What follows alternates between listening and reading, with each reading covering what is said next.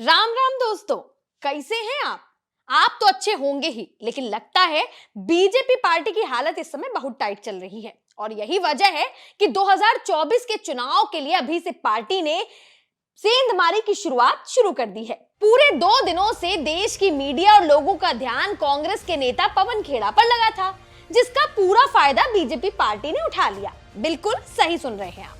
देखिए, यूपी और बिहार की राजनीति बड़ी दिलचस्प होती है दोस्तों। अभी तक बिहार की सियासत में बीजेपी अकेले दिख रही थी, ना कोई सहारा था और ना ही कोई साथी। लेकिन अब बीजेपी ने बड़ा दांव खेलते हुए खुद को सुरक्षित कर लिया है।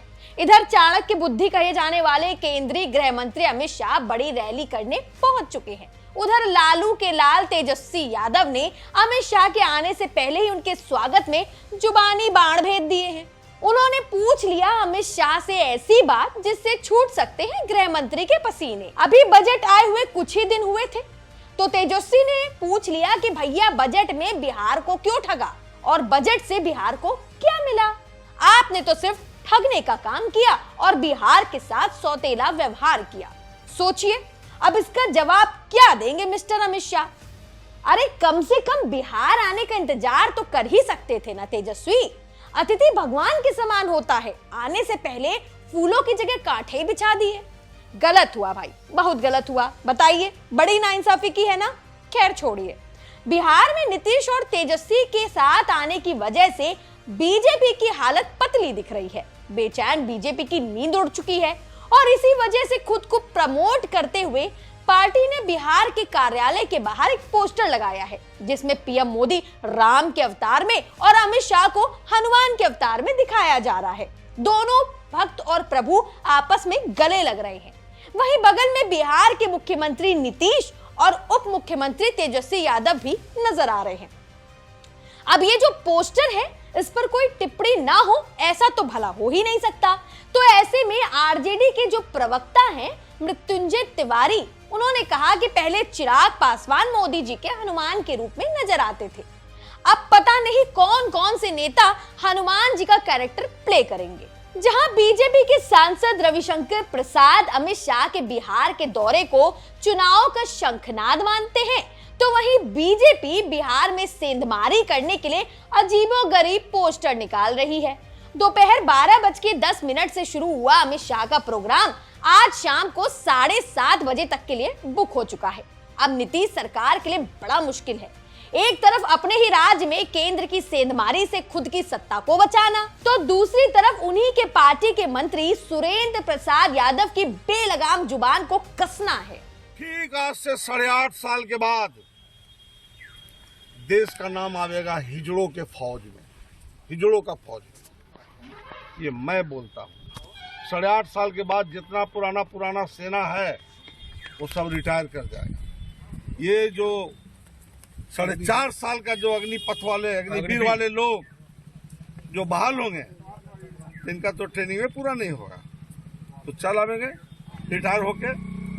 तो जब उस पर कुटुंब आवेगा शादी ब्याह के, पूछेगा क्या नाम है बाबू, तब विजय सिंह, विजय कुमार, विजय यादव, विजय प्रसाद, और बाबूजी के नाम तब अवधेश यादव, अवधेश सिंह, अवधेश कुमार, अवधेश।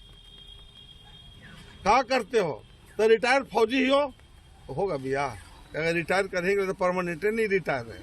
चला कहाँ बेटी देके बर्बाद करवाए कर जीवन, भाग चलेगा वो। गाड़ी से भी आवेगा तो गाड़ियों छोड़ देगा, इसी पैदल भाग चलेगा वो। समझ गए ना? इस 4.5 साल के बाद इसके लिए क्या व्यवस्था हो रहा है, हम प्राइम मिनिस्टर से जानना चाहते हैं कि 4.5 साल के बाद क्या व्यवस्था हो रहा है उन वीरों के लिए। कि जब बढ़िया जो हमारा जो सेना है, पूरे विश्व के सेना इससे लड़ने के लिए तैयार नहीं है। जो हमारा सेना है पूरे विश्व के इतना मजबूत है, और जब 4.5 साल में नौकरी दीजिएगा तो कौन सा सेना बहाल होगा? आप ही बताइए। आप मेरे परिवार के लोग, आप मीडिया से आते हैं, देश चलाते हैं, आप ही देश की दिशा और दशा देते हैं। आप ही बताइए 4.5 साल में क्या सेना बनेगा, कौन सा सेना बनेगा? अग्निवीर मैंने गलत है ये प्रस्ताव, 100 में 100 गलत है।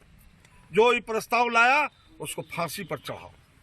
वाह नेताजी वाह, देश की सुरक्षा में लगी सेना के लिए आपका प्यार और सम्मान देखकर यकीन हो गया है कि आपने यहाँ पर अपनी शिक्षा और संस्कारों का बखूबी परिचय दिया। खैर आगे बढ़ते हैं कहानी के मुख्य पात्रों की तरफ। बिहार में चुनाव के लिए बीजेपी की तरफ से अभी तक लोक जनशक्ति पार्टी से रामविलास पासवान के बेटे चिराग पासवान हुआ करते थे, लेकिन इस बार बीजेपी की फेवरेट लिस्ट चिराग को नजरअंदाज करके विकासशील इंसान पार्टी के प्रमुख मुकेश सहनी पर उन्होंने खेल किया।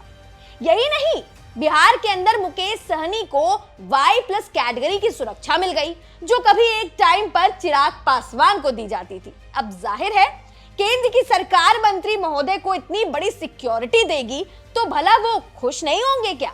सहनी जी के साथ CISF के जवान, 2 पर्सनल सिक्योरिटी ऑफिसर और पुलिसकर्मी, इतना बड़ा सुरक्षा का पिटारा इन्हें मुफ्त में थोड़ी मिल गया है। इसके पीछे की वजह भी तो सुनिए। दरअसल इस बार बीजेपी मल्लाह जाति को अपने पक्ष में लाने के लिए मुकेश सहनी की तेल मालिश जमकर कर रही है, उन्हें खुश करने की खातिर, ताकि बिहार में अपना वर्चस्व स्थापित कर सके। अब देखिए, बीजेपी ने तो डोरे डाल दिए हैं। मुकेश सहनी इन डोरों को पकड़कर मांझी में लपेटकर पतंग उड़ा पाएंगे या उनकी पतंग चचा भतीजे नीतीश और तेजस्वी की जोड़ी ले जाएगी, ये बहुत जल्द पता चल जाएगा। वैसे आपको क्या लगता है, बिहार की राजनीति में बीजेपी का ये दांव पड़ेगा भारी या इस बार होगी नीतीश और तेजस्वी की बारी? कमेंट करके हमें जरूर चिपका दीजिए। अपना रखे ख्याल, और हाँ, वो जो लाल वाला बटन है ना, सब्सक्राइब वाला, उसे जरूर दबा दीजिएगा। ऐसे ही चटकारे वाली खबरें हम आपके सामने लेकर आते रहेंगे और नोटिफिकेशन आपके फोन में बजता रहेगा। अपना रखे ख्याल और देखते रहें इंडी टाइम्स।